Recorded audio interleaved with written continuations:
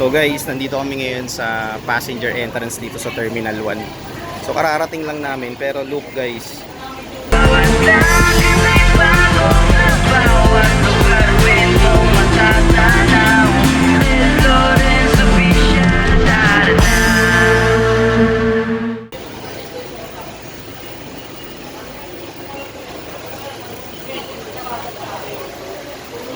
Canceled yung flight.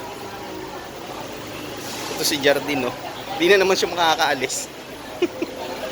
Hindi na masaya. Hindi ko na excited. Kasi bawal tulog na. Ano sabi ng boss mo? Hindi na ako nag-expect. Ano sabi ng boss mo? Lang bumalik. Kumpleto pa naman na guys sa gamit. Ayan, no? Hindi rin eh. Ang sabi ng boss mo, may bomb daw kagabi. Kagabi. Meron nga daw, 5 hours ago. Oo, kaya 5 hours ago rin sa Pilipinas. 8 kagabi. Nakasay din sa Saudi ng 6. Pero bakit ano sabi sa'yo ng Philippine Airline? 1 linggo pa? 1 week pa in-announce, tas ikaw lang yun nandito? Samantalang kaka-post lang. Pero yung mga kabats ko, dala ko manalayo sila. At kung malayo ka, Hindi, sabi nga ni Kuyang security guard, paano nga daw yung galing pa ng probinsya? Na walang access sa tawag doon? Website ng PAL. Oo. kaya ko diba sabi, dalawang net candidate, dalawang girls. Wala, hindi din. Hindi, imaga kasi na tayo. Mamaya yung magkadagsaan. Anong oras ka lang? 6:30. Yung mga yun. Time check guys, eh no? Kasi may 6:30. Punta kami dito. May gano'n sila eh. Ganun lang ako nakadali. Maagang, Yung mag-ihiyaw-hiyaw. Maaga. 6:30 pa lang. Maaga pa naman eh. Sayang pa naman yung Jaforms mo. Naka-Oxford University ka pa naman na jacket. Ano nga yan? Parang magkakanada eh. Alam mo yung punta ko ang mga All blue ka pa naman eh. Kaya nga eh. I-parebook mo na lang uli. Wala tayong magagawa. Ganun talaga. manas yung dibuk ng ano, ilang yung Mumbai-Iran. Kailan tawag nila? Oo. Parang tiyatasan na siya. Kaya tanong, pumutok na yung bago, hindi pa nakaalis. Wala na yung ano ng gulok, puno na po.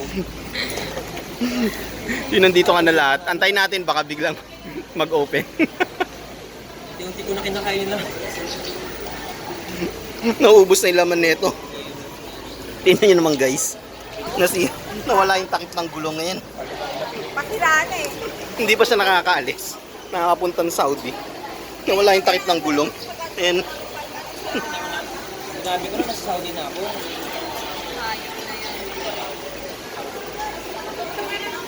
hintayin natin, baka may pupunta eh.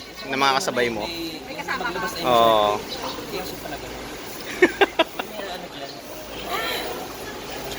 Ang unang alis ko, yung bayad natin. Saudi Airlines. Yun yatang maganda eh. Ang laki na. Baka yun yung mga rinal kasi. Ibayad namin eh. Bayad kasi namin. Ito kasi na to, bigay ng kampanya. Tipid sila. Promo na yan eh. Hintayin natin, baka may makasabay ka. At least dalawa kayong papasok. Diyan, ang gaganda ng aeroplano na yan. Yung account. Ang maganda ng aeroplano. Yung ano nila, Airbus nila. Ito na silang yun. Oo nga, yung Airbus. Alis sa hotel yung gitna. Pinocompete nila. So guys, again, nandito kami sa may entrance ng passenger only.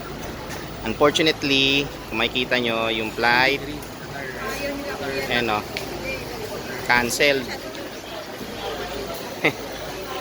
Hintayin natin. Ang hirap magpackaging ng ganyan. Hindi yun. Kasi pag nagdalawang luggage ka, ibabalik mo yung dalawang luggage. Pag isang luggage,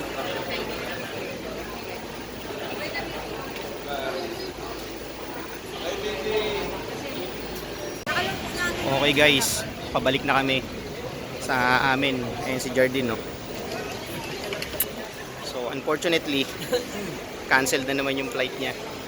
So walang abiso, pero based doon sa Facebook page nila 2 days ago, may notice doon na canceled flight up until ngayong March 9. So hindi man lang siya in-email, hindi man lang siya tinext or whatsoever. Kaya ayun, pabalik na kami sa bahay, hindi namin alam kung kailan uli siya i-rebook.